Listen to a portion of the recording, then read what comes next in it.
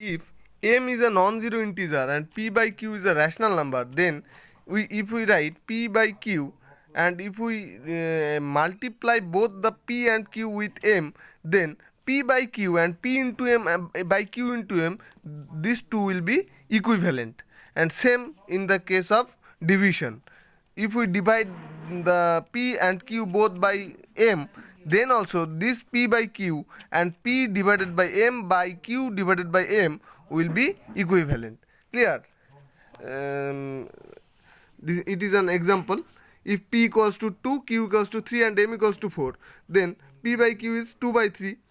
And if we write p into m by q into m, then 2 into 4 into 3 into 4, that is 8 by 12.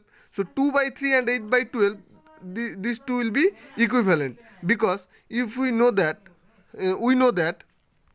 if we divide the 8 and 12 both by 4, then 2 by 3 will be the ultimate answer. So 2 by 3, we can say that 2 by 3 and 8 by 12 are these two are equivalent. Clear? And if p equals to 24 and q equals to 48, then p by q is 24 by 48.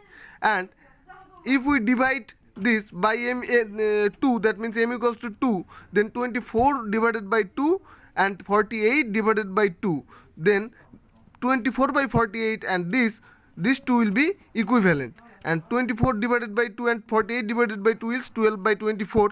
So 24 by 48 and 12 by 24, these two are equivalent, because if we multiply these two, that means both the 12 and 24 with 2, then we will have 24 by 48, that is equals to the p by q, that means 24 by 48. So we can say that this 24 by 48 and 12 by 24, these two are equivalent. Clear?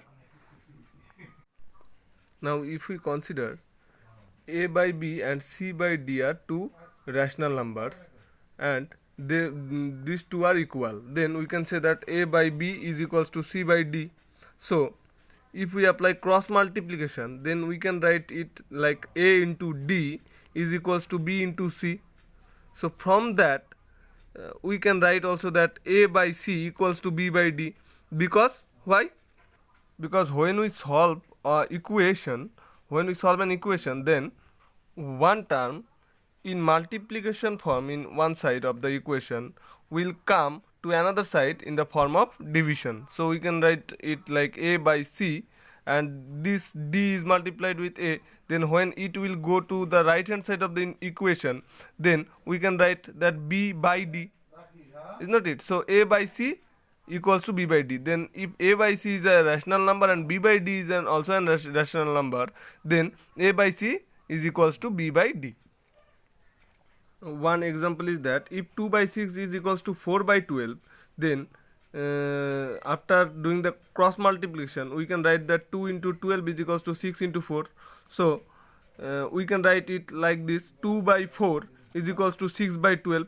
So 2 by 4 is then also equals to 6 by 12. This integer is also equals to this integer, because if we divide this 6 and 12 both by 3, then the numerator should be 2 and the denominator should be 4. So 2 by 4 is equals to 6 by 12. So a rational number p by q is said to be in standard form if p and q have no common factor other than 1 and q is positive. If any rational number satisfies these two conditions, then it is said to be in standard form. Okay.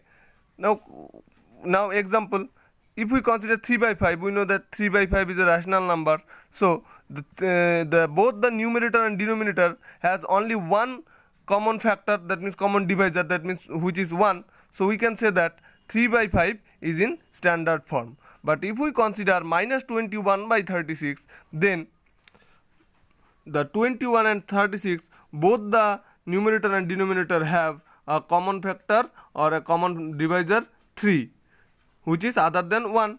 So we can say that 21 by 36 is not in standard form. Okay.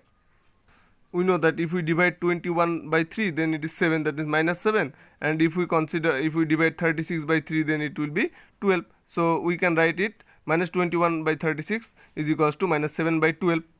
So in this way we can distinguish a rational number in standard form. Okay.